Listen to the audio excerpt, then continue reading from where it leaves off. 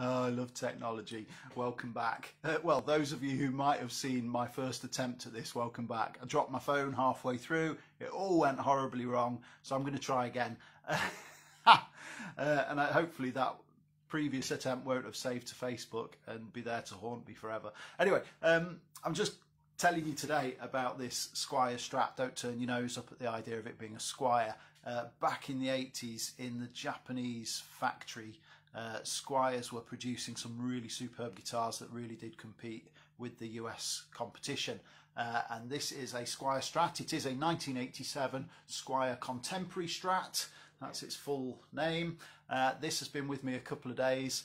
The owners wanted it setting up and checking over before it goes up for sale. And so I've kind of worked some magic on it. So I'm going to give you a really quick overview of what I've done, then I'm going to let you hear it. So when this guitar arrived with me, it hadn't been played for a long time. The strings were all tarnished. Every bit of metalwork and hardware was tarnished and a bit grotty. It was missing the back plate that you see there, this white one. It was missing that. It was missing two of these fine tuners from the bridge, so I've managed to source those. The frets, for me, frets are really, really important to how a guitar feels and plays, but the frets were very worn. The tops of each fret was flat and then had grooves and notches where the strings had depressed into the frets over many years of playing. The tuners were all tarnished and a bit stiff, or some of the buttons were a bit loose, so I've cleaned them up, tightened everything, made sure they run smoothly. These tuners are Fender Japan by brand, but are made by GoTo. They're really nice quality tuners. And these Japanese Squiers from the 1980s have become quite desirable, really great guitars. So what did I do with this? Well, in the few days that I've had it, like I say, I've sourced some of the spare parts. Unfortunately, I haven't managed to get a trem arm for it yet. So it'll be sold without the trem arm, and the trem is set sort of pulling back against the body just to improve stability and tone.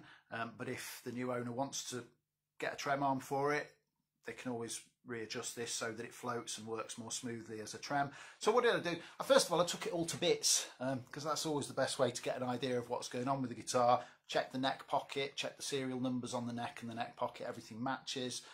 Checked under the scratch plate and all the original wiring's still there, looks in really good order.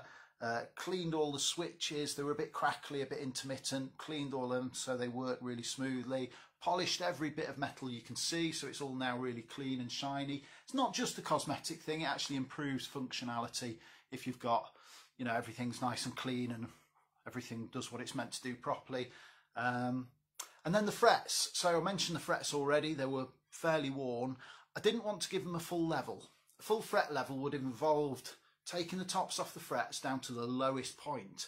There's not enough metal left on these frets to do that and still have enough working fret. So instead, what I did was I left the overall height as it was, because every fret played really cleanly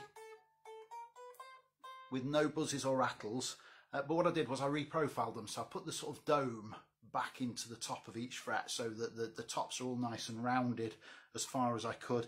Some of the grooves and notches are still there from years of play wear, but it plays really well. The action is nice and low, so the strings, I haven't measured them, but at the 12th fret, the low E is at about 1.5 mil. So nice low action, everything frets cleanly, and it's great. It just plays really good. It sounds like a proper Fender Strat should sound. It's got some age, you know, it's got some dings, some scratches, some wear to the paint.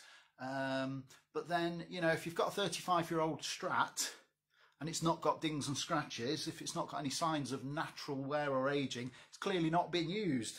And these guitars are designed to be played, aren't they? So whoever gets their hands on this when it comes up for sale, or if you want to message me through Facebook, I'm sure I can sort something out.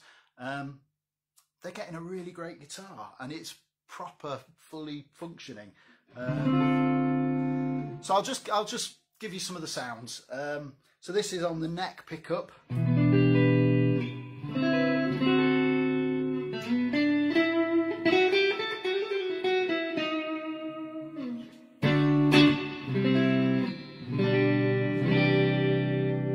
Then neck and middle pickup.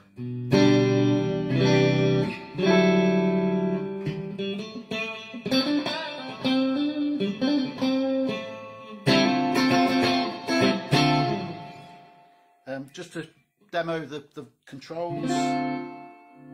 Volume control, no noises, no crackles, everything's good.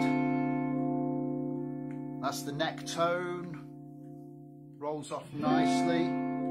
That's the middle pickup tone, again, everything working perfectly. Middle pickup on its own.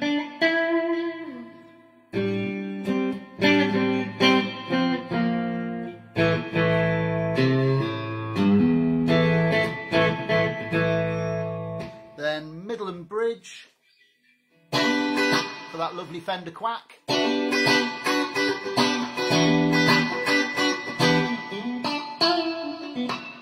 Great for a bit of Dire Straits kind of sound, especially a red Strat, you know, you've got to...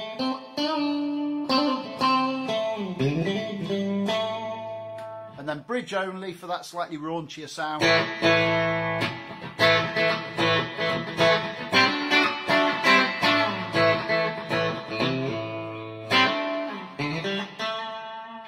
So there you go.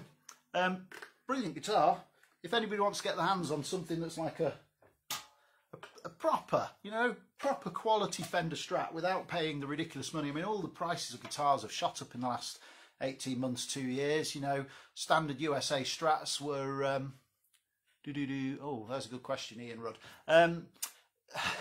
So standard Strats that a few years ago you might have been paying £600–700 for, now people are asking £1,000 for a standard USA Strat, and you know, everything's just kind of gone up, haven't it? This will be about £400, so if you want to get a proper Fender made in Japan at the peak of Fender's Japanese manufacturing, yes, it says Squier on the headstock, but actually that's kind of cool in this day and age. Yeah, get in touch. So do I think there's a different sound with older pickups? Pickups is a bit of a dark art, I think, and I've never claimed to get it. I think there is an argument that there is a deterioration sometimes with older pickups. So as the wiring gets older, sort of corrodes and all sorts of stuff happens, there can be a deterioration in sound. But that is sometimes a quality that people seek. So people talk about Les Pauls and that 59 PAF sound, the patent applied for sound. People have tried to replicate it, and people make brand new pickups that are meant to sound like it. Well, let's be honest. If that legendary Les Paul that's worth £250,000 has survived 60 years, well, first of all, it was probably a good one to begin with, because all of the rubbish from that period's probably been chucked out long ago. So it was probably a good one to begin with. Secondly, the sound that it's producing, yes, you might be chasing a sound that you hear on the recordings from 60, 70 years ago, but yes, what you're hearing now is actually the sound of a pickup that's potentially degraded over the years. So in some respects, for a new manufacturer to make pickups that sound like the old ones, I don't know, how do you do it? You know, do you sort of fake age something? Do you use new old stock wire? There's all sorts of stuff. So I think there's an appeal both ways. I think there is a sort of quality and a clarity, and well, not a clarity, perhaps a lack of clarity. But there's something about older pickups that they've just got that kind of natural voice that has aged over the years. Whether that's a good thing or not, personal preference, I guess. Most of my guitars that I play are new guitars, but they are guitars that have got really, really good quality pickups. The one behind me, Patrick James Eggle, not pointing in the right place, Patrick James Eggle Oz T, has got pickups hand wound by MIJ, who are a British company. They make amazing pickups. They're new, but they still sound amazing. Anyway, that's a real rabbit hole to go down with pickups, and I'm not an expert on pickups, so I'm not going to make any grand claims about any of that stuff. But anyway, there you go. My work here is done. I am very pleased. I have turned a neglected and old guitar into something that is incredibly good sounding and really nice to play. Neck's amazing on it. If you're thinking, oh, I've got an old guitar in the cupboard or in the loft or whatever, and you're thinking, is it really worth spending 30 or 40 quid to get it set up? Well, I would say so. But I'm quite happy to have a look. It doesn't cost you anything for me to have a quick look and tell you what I reckon. So if you want me to have a look at anything of yours and let you know whether I might be able to do something with it, then please give me a shout. If you've got frets that are looking a bit tired and you want them super shiny again and nice and smooth, then again, let me know. Or if you're interested in buying this awesome guitar, again, get in touch and I can sort of link you up with the owner and we can see what we can work out. Anyway, have a great rest of the weekend. I'm off to go and finish dog sitting, and I'll catch up with you soon. Ta-da!